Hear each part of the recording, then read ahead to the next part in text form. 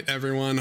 Welcome to what I think is probably my favorite game of the first round, which is Ape versus Isthmus Lobsters. And if you guys don't know, these are the Glitters players playing for Team Ape versus the Supreme Isthmus players playing for the Lobsters.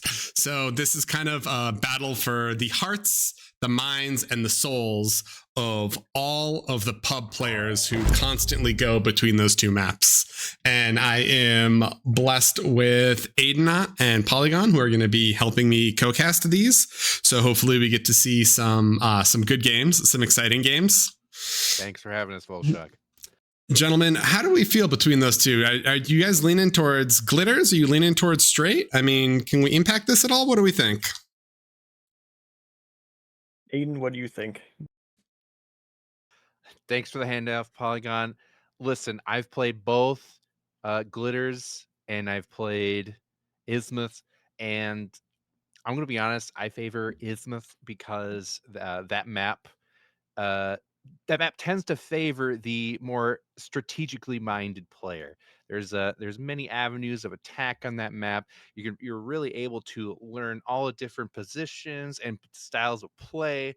Meanwhile, playing on Glitters, build tanks, maybe airplanes, and probably a lol can or two. It's fitting that the Glitters representatives are called Team Apes because I mean you really have to be an ape to play on that map.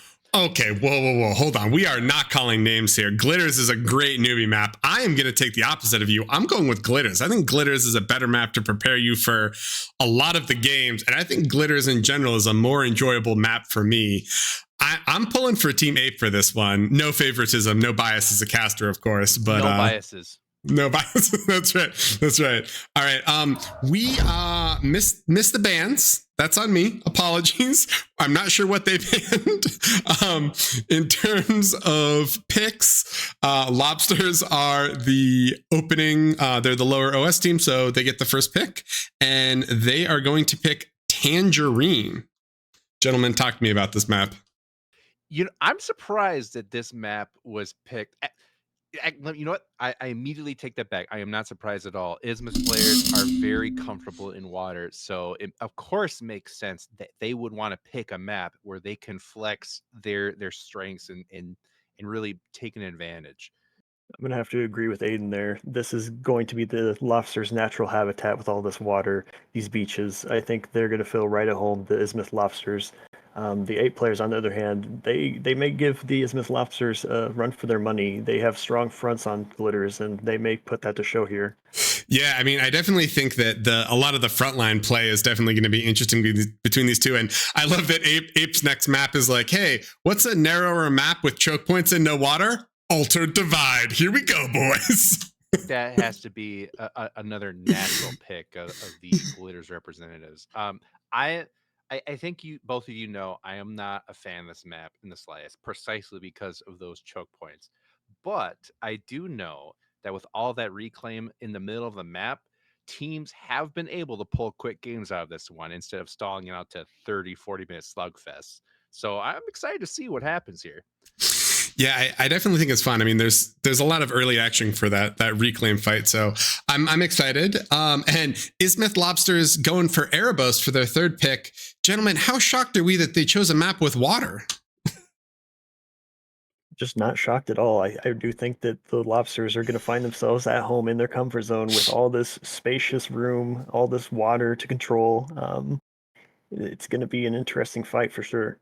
Yeah, I am interested. How well do you think Straight C play transitions into other maps? I think it transitions fairly well. Now, on Erebos Lakes, it's not so cut and dry. Traditionally, we will see one C player. On an Isthmus game, you'll see two that are effectively, two separate 1v1s.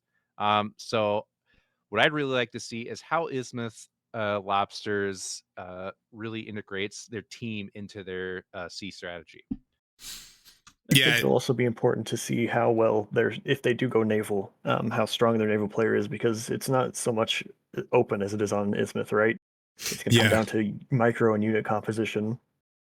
Yeah, good point. Good point. Last pick for Ape is Whitefire, which again, no water, large open map with a lot of lanes. I actually really like that map, even though I have a horrible win rate on it. I think it's fun because there's a lot of like kind of interesting dynamic play on it. Any comments for that? A big feature I do want to highlight, actually two. First, I want to highlight the center of the map on Whitefire. There's plenty of space and interesting opportunities for both teams to flank one another.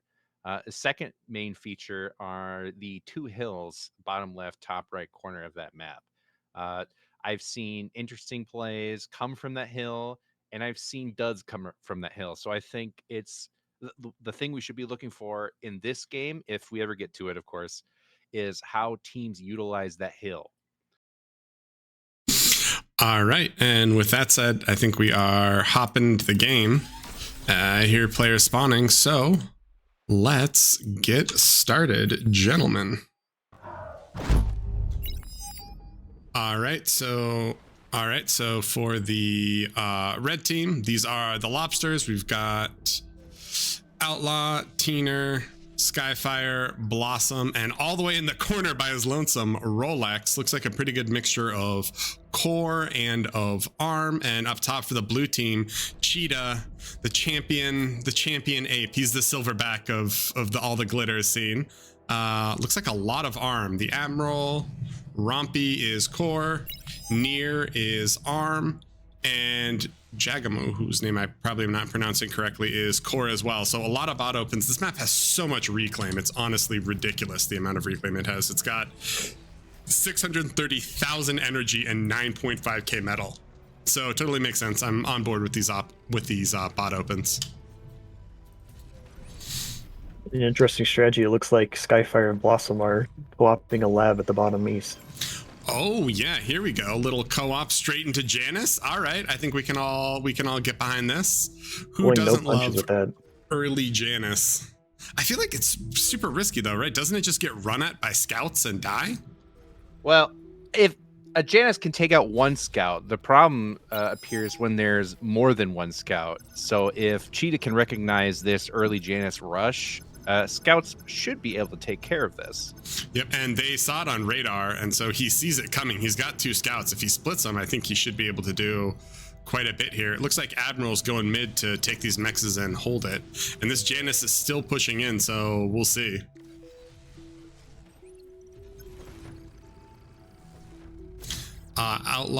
Rolex did core air open, so they've got transports to move around.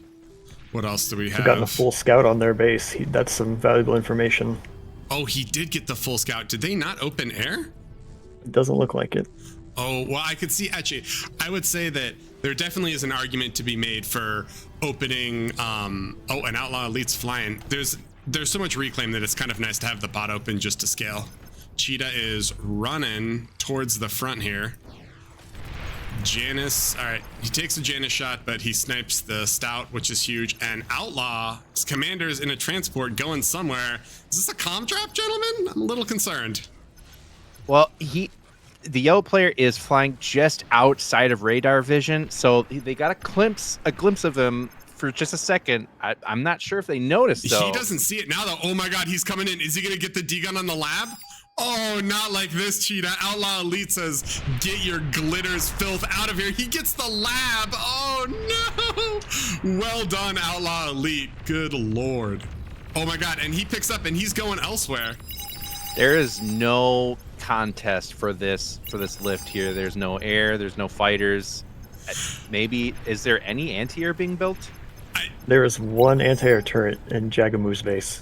Oh no, Outlaw Elite has decided, he's like, yo, we're not gonna fight you in the water. We're not gonna fight you like past 5 minutes. I'm just gonna come and solo your entire base. Does he get? Oh, he doesn't quite get it. He needs to get a little closer. Can he get? He gets this, right? It's gone. He just D-gunned 2 labs, and even if he trades, I mean, that's worth it, 100%, right?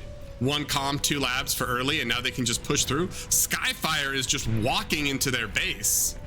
Is this is dire. I think this is a dire situation for the Ape team. Dude, Yeah, I mean, this is amazing. Basically, they degunned and they just ran at him with this boosted lab.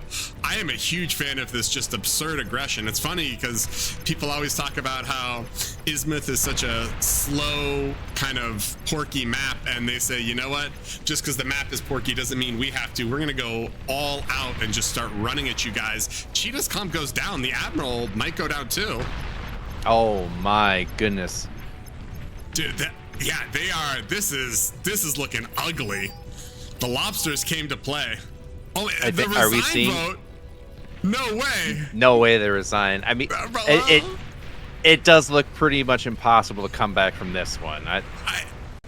Oh my God. And they just need one more and it's over. Ooh. If they do resign this is by far the shortest game of the tournament. But I don't think it's winnable, right? I mean, look at this. There's just it passed. That's okay. Well, Ismuth Lobster says, you know what? We might be lower OS, but we came to win. We came to play, and it turns out comm drops work in every tier. Blossom and Teener did no damage. They were just pure batteries. Wow. Yeah, gentlemen, comments on that 5 minute and 14 second game. Polygon, I'm still in shock here. Do you have anything to say about this one? The aggression that just came out of the lobsters was crazy. The Ape team just didn't have time to react. They really couldn't react to it. Just again, it comes back to, we've mentioned it before, opening air is such a versatile and can be deadly and dangerous option that I think more teams really need to consider and take advantage of it. Yeah, I mean, the no air open just feels so dangerous. Not only because, like, one, you can't defend against comm drops, but also, like, no fighters. Like, an early bomber opening on that feels really dangerous too, right?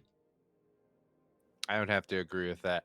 I think after this game, the Apes are now sitting straight up in their chairs. They've gotten the wake up call. They're going to be, I'm sure they're going to be focused on this next game. Yeah, I mean, losing like that, like the first is like, all right, hey, it's round one, game one, everything's cool. And then that game happens and they're like, whoa, bro, everything is not cool. We need to wake up. They're playing for the pride of pub lobbies right here, right? You see all those little 1-2 OS glitters players, they're looking, they're like, hey, how are our boys doing? How's Ape representing us? And after that first match, it's time to shoulder that pride, put it on their back and carry it. So I'm excited to see what happens in game two. Let's check it out.